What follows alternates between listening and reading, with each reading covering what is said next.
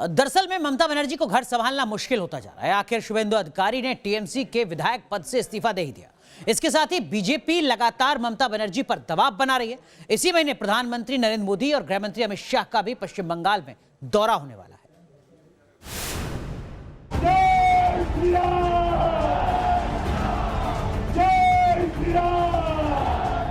बंगाल की सियासत में उबाल आ चुका है। ममता के गढ़ में सेंध लगती जा रही है।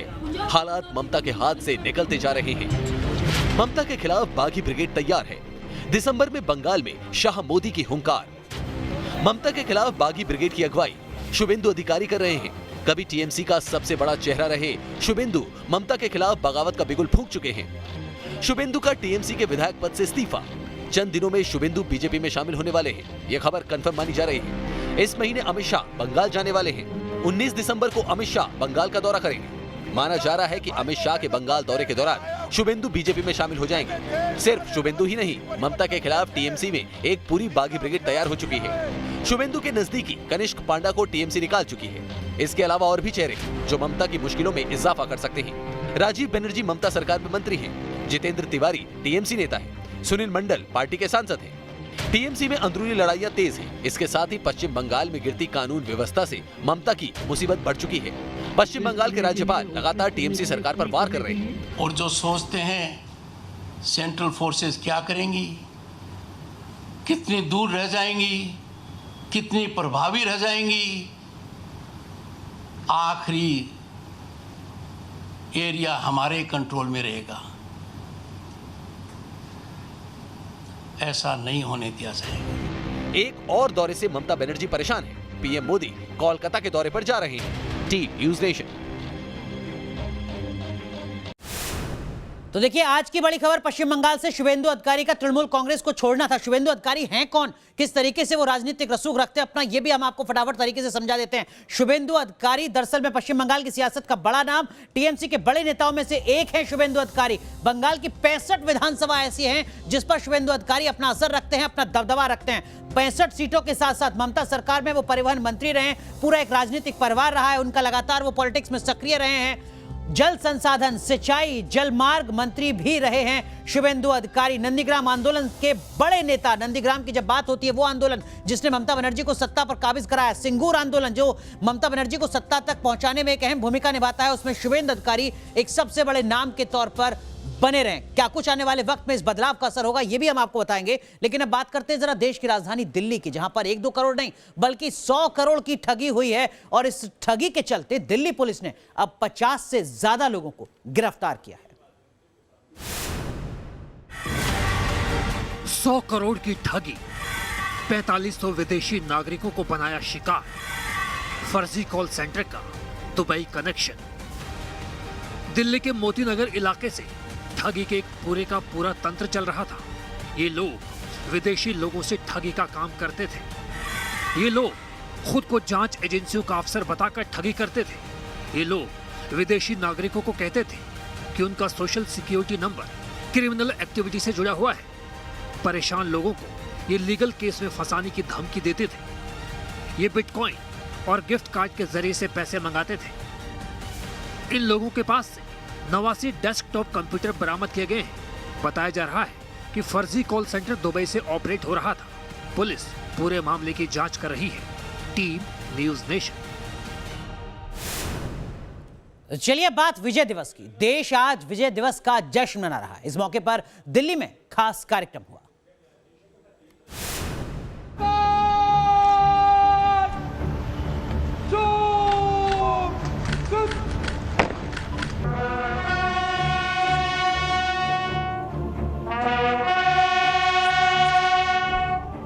विजय दिवस को ये भारतीय नेवी का सलाम है। 1971 में ऑपरेशन ट्राइडेंट और ऑपरेशन पाइथन के जरिए भारतीय नेवी ने पाकिस्तान की नौसेना की कमर तोड़ दी थी। देश में ही बने स्टेल्थ फ्रिगेट से एंटी शिप मिसाइल की फायरिंग के जरिए भारतीय नेवी ने शूरवीरों को सलाम किया।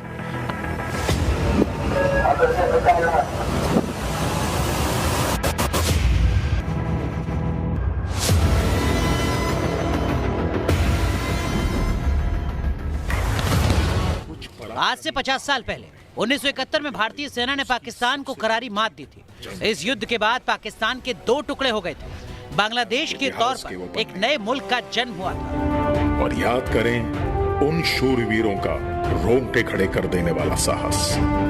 इस मौके पर राजधानी दिल्ली में भी खास समारोह हुआ।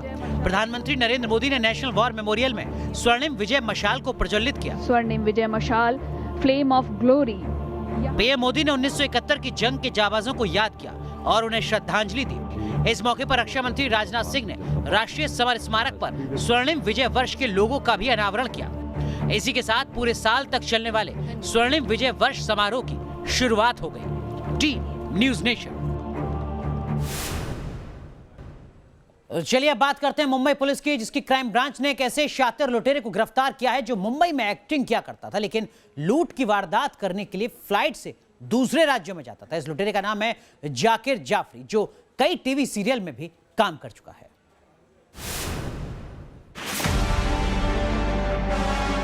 नाम सलमान उर्फ जाकिर जाफरी, पहचान टीवी अभिनेता, काम लूटपाट।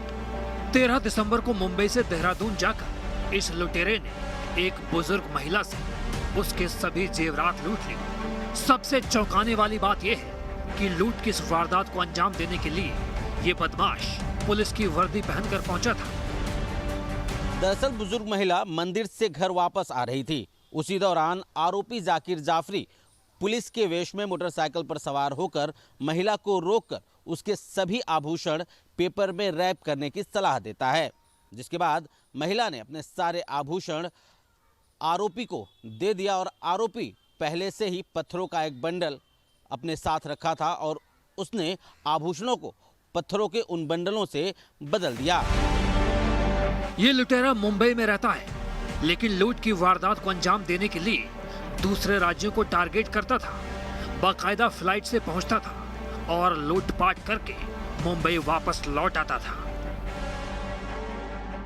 जाकिर जिसने ये ठगी का काम किया था, उसने जो एलिबी इस्तेमाल किया था पुलिस का इस्तेमाल किया था। उसकी डिटेल्स हमने ली तो वो बेसिकली मुंबई का रहने वाला है, लेकिन उसके बारे में जो हमने मैनुअली वहाँ पता करवाया तो मुंबई में वो घटना वाले दिन नहीं था।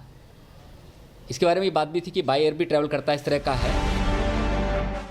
ये बदमाश उत्तर प्रदेश, उत्तराखंड, मध्य प्रदेश, पंजाब और हरियाणा जैसे राज्यों में लूटपाट करता था, लेकिन टेक्निकल सर्विलांस और उसके एक साथी के पकड़े जाने के बाद इसकी साजिश का पर्दाफाश हुआ। ये बदमाश मुंबई के ओशिवरा इलाके की एक सोसाइटी में रहता है, जिसे पुलिस ने गिरफ्तार कर लिया है। दोनों टीम ने संयुक्त कार्रवाई करते हुए मुंबई के ओशिवरा इलाके से एक व्यक्ति को हिरासत में लिया। पूछताछ करने पे उसने अपना नाम सलमान एलियास जाकिर जाफरी इस तरह से बताया। फिलहाल उत्तराखंड पुलिस ने इस बदमाश को ट्रांजिट रिमांड पर लिया है और इससे पूछताछ करके पता लगाने की कोशिश हो रही है कि इसके तार किन किन लोगों से जुड़े हुए हैं।